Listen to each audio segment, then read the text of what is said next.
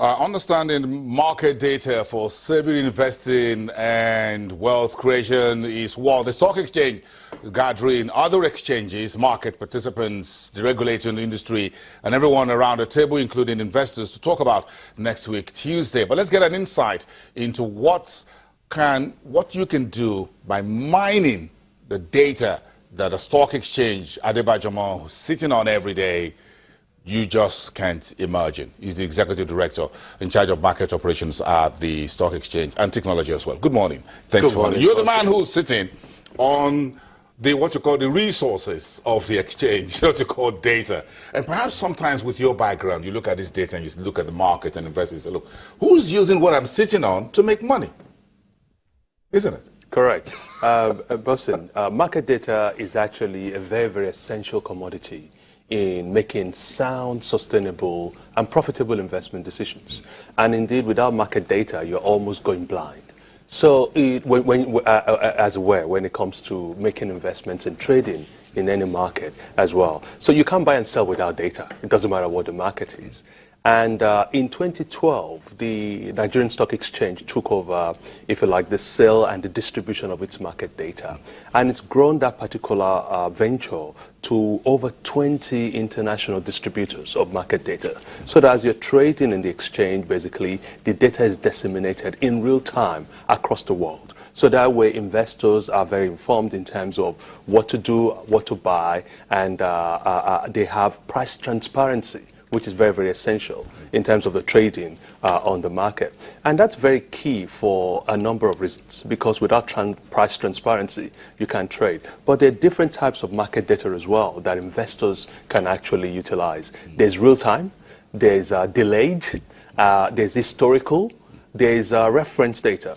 And what this conference is about is actually saying, you know what, we don't utilize the market data enough. You know, if we learn from 2008 to 2009, especially on the retail side, the retail investor now has far more access to more in-depth data and can make and influence the investment decisions better. So we want to expose this. We want to expose the different types of data available and also show how some of this can be used to make better investment decisions. Do you think there's a gap, a very major gap between the market, the NSE, the Securities Exchange, and market participants as far as information is concerned? There's no doubt a gap, but it depends on the market segment, and a lot is being done to actually bridge that gap. And this conference is part of that initiative. From the institutional investors' point of view, you think those guys are savvy enough? They're using market data? I think without a doubt. If you look at our broker-dealer community, for example, the brokers have all the data types I'm talking about, day in, day out. And they have the insight to make the data, to make the analysis and the insights from the data. So in terms of real-time market data, there are over 150 broker-dealers who subscribe to that today. But if you go 2-3 levels down and you start looking at PFA direct subscription to our market data, you know, fund managers, asset managers, and all of that, you see that thinning out. So we think there has to be better use of that data in that space. If you look at retail investors and high net worth individuals, what retail investors will typically do is they'll open up the newspapers, which is great, that's fine. You know, the more sophisticated ones will listen to programs like yours, and look at your analysis see what they can glean and see what they can glean out of it. All of those are fine, there's some different purposes. But if you want to buy now, if you want to buy today, you really want real-time data. How much is it trading for right now? What is the volume? What was the last price, you know, that was traded at that point? And those kind of information are also available to retail investors, sometimes even free, and they don't know about it. So that's why we need to do a lot more to actually expose both the free data and indeed those that you have to pay for, because they've been aggregated, they've been compiled in a specific way, and they've been delivered in a particular manner as well. How the volume and the quality of data that the stock exchange currently sit on hasn't been able to be delivered? Take us through the last 2, 3, 4, 5, 6 years, what the stock exchange has done, investing in technology that aggregates this data, put them together, make it better, simpler in format that investors can use, whether they're retail investors or mutual fund managers, PFAs, whatever. Okay, so if you went back 6-7 years ago, the exchange had a couple of suppliers and through an outsourced process actually tried to, if you like, distribute its market data. To be quite honest, not much success was made of it. 5 years ago, we looked at the whole framework. And we realized very quickly that we needed to do a number of things. Number one was obviously get our trading platform to, if you like, what is acceptable globally.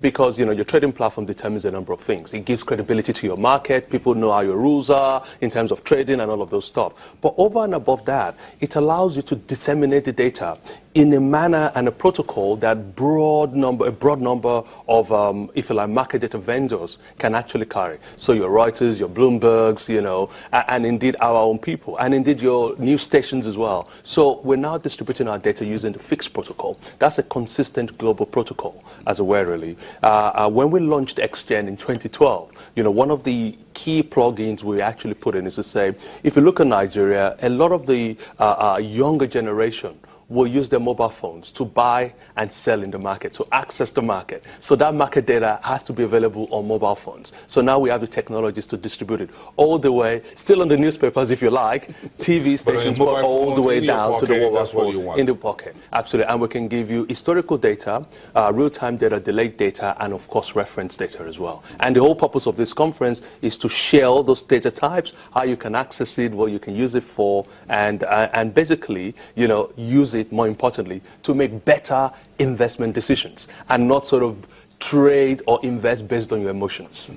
Or just or pure sentiment. But again, if you look at some of the market architecture and infrastructure that we've invested in retool over the last half a decade and what have you, speaking specifically to online using the mobile phone, do you think the brokers community, with a number of the independent online trading platforms, or not platforms really, trading system that they have, which you can buy and sell through them, you think the brokers community have actually taken advantage of what the exchange has provided so that they leverage it to investors? We think that's a very exciting development. You think the feedback in our market interesting? The feedback has been very interesting. It's been very mixed. We have a very large country. And there's no way, you know, the exchange currently has 14 trading floors. It's not just in Lagos. You can we have trading floors in Kano, in Kaduna, Port Harcourt, and places like that.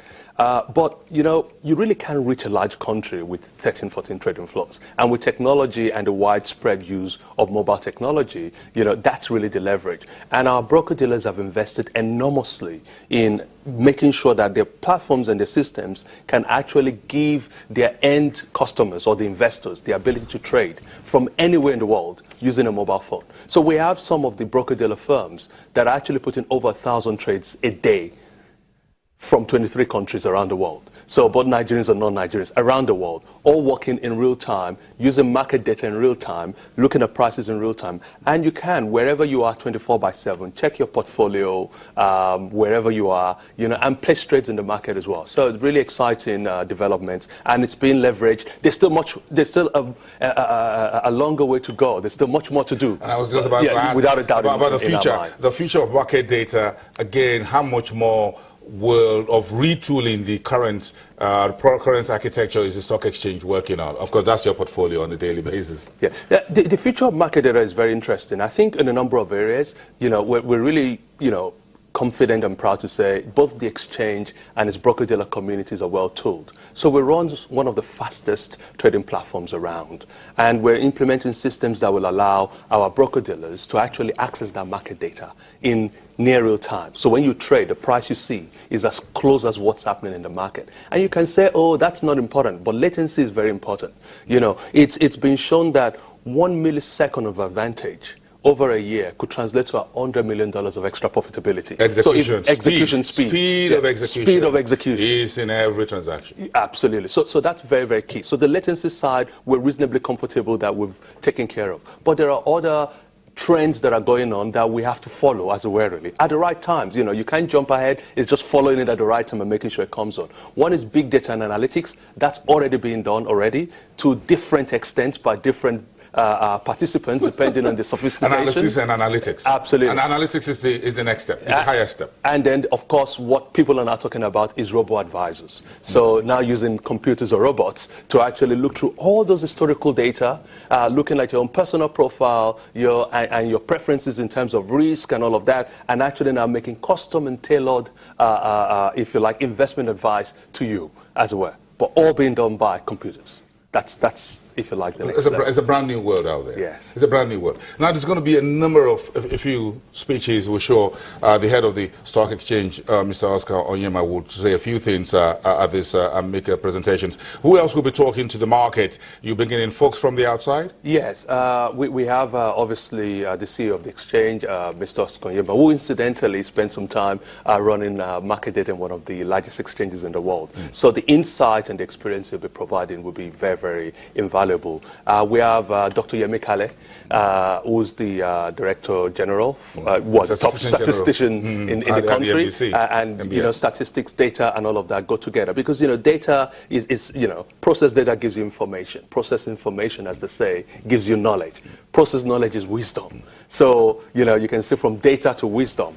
You know, and that data is, you know, when we talk market data, it's not just what we chalk out at the exchange, it's aggregated data. You need data on employment, on demographics, I was just about to ask you the economy, question, why, I know why you're bringing all of that. I can just guess why you're bringing Yemi Kale in, because you need a GDP, you need inflation, correct, you need petrol products, import, pricing, whatever, to say, oh, should I go in for the oil and gas, or how should I deal with banking, or those in the consumer and industrial goods segment? That's why Yemi Kale is coming in. You're bang on. And we do have other experienced market data participants coming from some of the global companies, you know, Bloomberg, some of our broker dealers who have been extremely successful in actually offering mobile trading solutions around the world, you know, so there will be a lot of experience to be shared around there. And we're launching new products as well.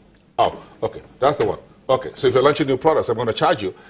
Speaking to that. But talk to us. What are we looking at here? Are we looking at indexes? Are we looking at new form of what? Okay. Will be in terms of talking about charge on a lighter note, yeah, you know, no, there's a special promotion that, you know, a company like Channels will have, and will feed our market data through, but that's by and by. But there'll be products, you know, which are geared for retail customers. There'll be products which are geared for, if you like, institutional investors and all the likes. But they will be launched on that day, and we're quite excited about that. Very interesting. I hope to be there, or I plan to be there if I'm not here. It's a Tuesday. It's a Tuesday. Okay, Harriet will be here. 9 a.m. Harriet will be here on Tuesday. Good for me, nice for me. So I'm just sitting here on Monday. On Tuesday I'm there. She's going to be here. So we'll be talking across, and I'm sure you'll be making some major presentations. Correct. At that, because it's market operations and technology for you. Thank you very much for coming through. Thank you, we appreciate you coming today. Executive Director at the Nigerian Stock Exchange in charge of market ops and technology. We'll be right back after the break.